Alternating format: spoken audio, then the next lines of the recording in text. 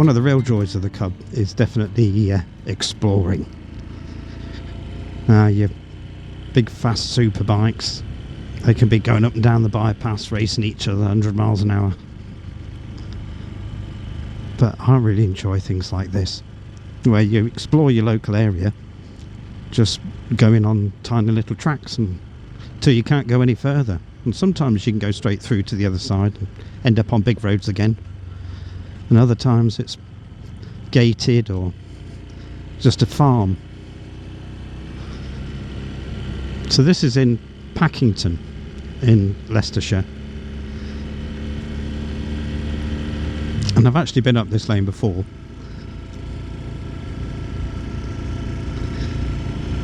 But on a day like today, it's just beautiful just to tootle along 25 miles an hour and just enjoy the feeling of the warmth and the smell of the countryside.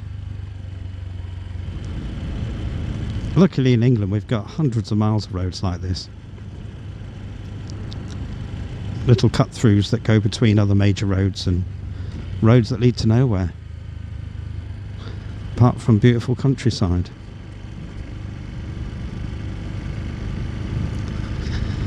Sometimes they get smaller and smaller and rougher, but luckily the little Cub can cope pretty well.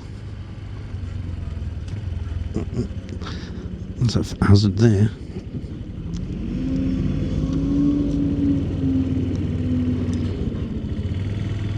I don't think he doesn't know I'm here. I best stay out of the way and see what he's going to do. No, he still doesn't know I'm here. It's not actually fitted with any mirrors, that thing, which is surprising. I'm convinced riding a Cub on some of these rougher little tracks and byways and roads like this is more fun than just about any other bike you can think of. And the bike's definitely up to doing it. I think the Honda definitely had this in mind when they built the bike, because they know this is where it's going to get ridden a lot of the time.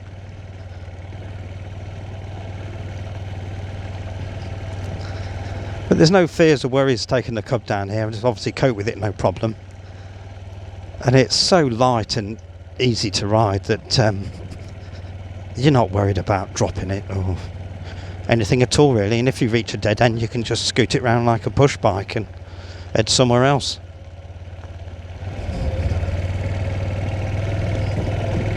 Ooh!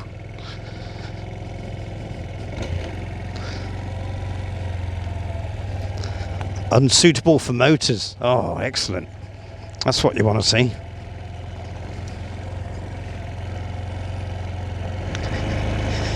The only question is, going at these sort of speeds, which is like 10 miles an hour, is you want to make sure you're getting enough cooling. So as long as you're going along 10 miles an hour and it's quite a warm day, first gear, you have to be very careful with the throttle because it can be quite jerky on and off. So you think maybe second, and if you're going slightly faster, second would be good. But at 10 miles an hour, second, you're slipping the clutch all the time. You can feel it's not quite fully engaged. It is at about 15, but if you try and go 10 miles an hour in second, it's just always hunting on the edge of that. Oh yeah, hunting on the edge of that off-road. Hunting on the edge of slipping, and it won't do it any good. Ride along for a long period of time with it just slipping on the edge like that. We've got a dog walker now, so I'll be real careful there. Looks like a friendly dog. Thank you. Thank you. It's a lovely part of the world. There's little tracks going off all over the place. Oh yeah. It's very dry, which is nice. It's not rained for a while, and we just had a bit of a heat wave. So I don't want to get my nice new shiny Cub all muddied up, do I?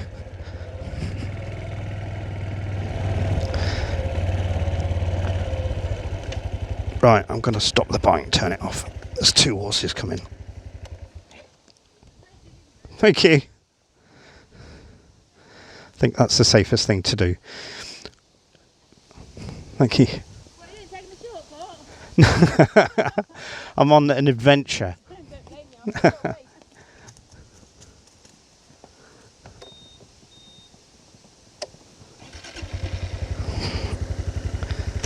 Right, off we go again. What was I saying? Yeah, some horse owners know that their horse is very... some horses can be really skittish and nervous and very jumpy at anything. And they'll only ever take them on quiet bridle waves like this. They'd never go on the road. So you have to give them a wide berth, a lot of respect. A lady I worked with once, she had a horse and she took it out for a ride. And a crisp packet flew out with the wind from underneath the hedge right in front of the horse, and it freaked it out so much it threw her off the back, and she really smashed her shoulder in. So horses really can be very skittish indeed. Sometimes there's a lot more skill involved in the balance and the judgment and the planning of your route and what have you, off-roading, even at slow speeds like this, compared to, you know, going down a bypass on a sports bike at 100 miles an hour. I think I know what I'd rather be doing. I think we're running out of track there, and I don't know if I dare go through there. What about my perfect leg shields? Well, there's only one thing for it. It's just so easy on a cub to spin it around and go somewhere else.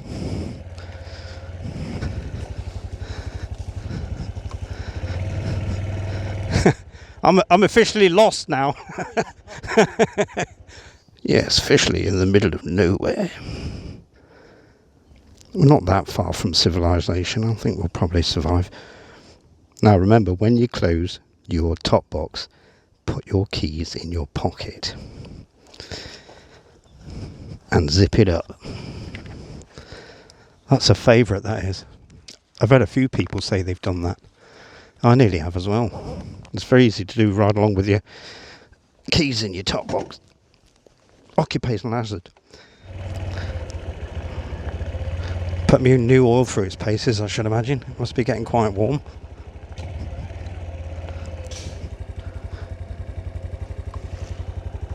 Let's get back this way.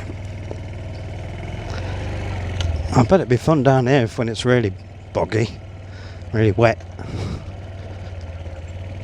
I think this Super Cub has got its limitations. Although you do see bikes with the knobbly tyres on, and they seem to be doing all right with that. Let's go up here.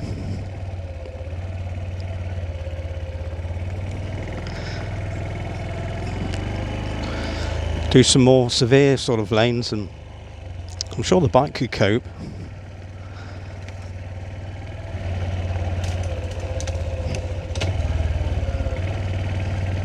Stingers.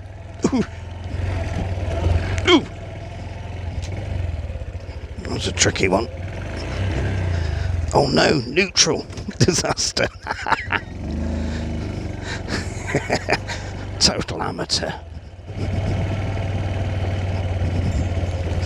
Ping. Ping. It's quite a cathartic thing to do, this is. You need to concentrate.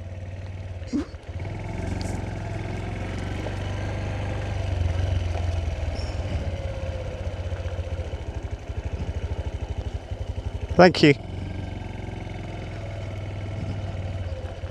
What's that, sorry?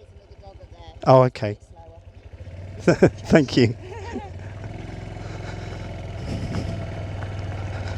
Well, you meet the nicest people on a Honda. Oh, there's another dog. It's going to chase after me, I think. No, it's all right. Oh, it's not the horse.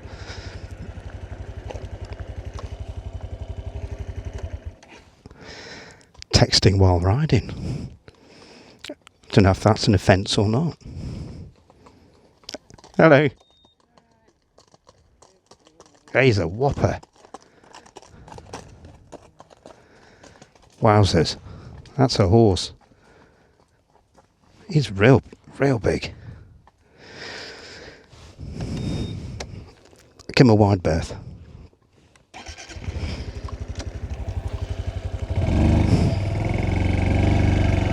Someone's been doing some skids.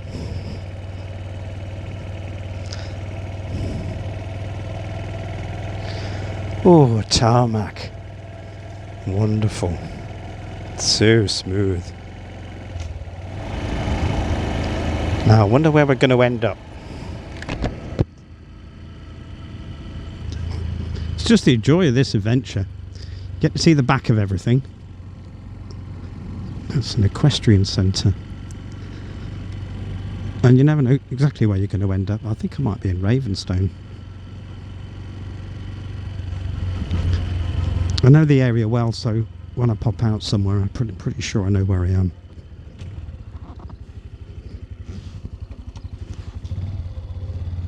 No, I've got no idea where I am. I'll head back that way.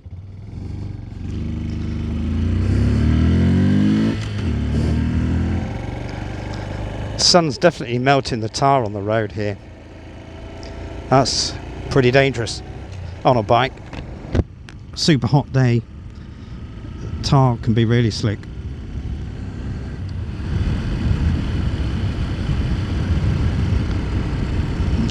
Ashby show, 12th of July. That's always really good there. It's a big old agricultural show, proper county show. Going to be lovely weather for it too. 40 miles an hour feels like you're really motoring once you've been going along lanes like that for a while.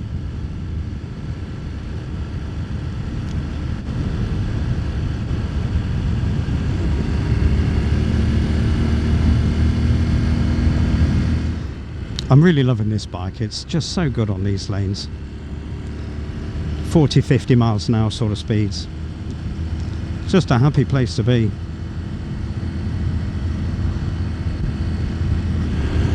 In one of my previous videos, a guy said that he'd owned a 2019 Cub, and he said at 50 miles an hour it was really screaming.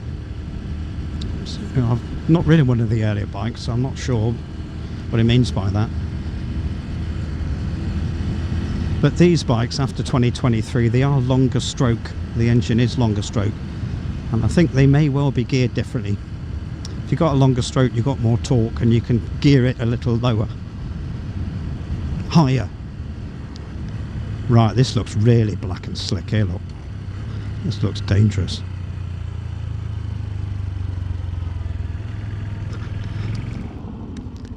What it is to be in England on a day like today. On a Super Cub.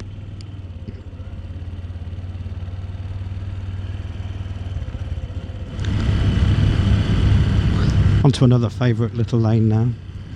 This is near Smisby. Just goes out to farms and houses, and eventually it's a dead end.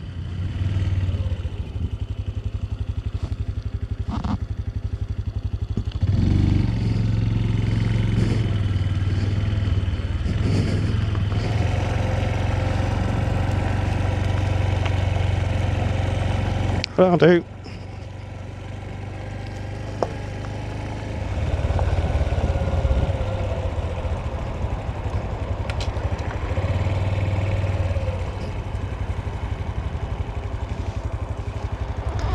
What a beautiful part of the world. I think that's Ratcliffe Power Station all the way over there. Right, let's get some drone shots.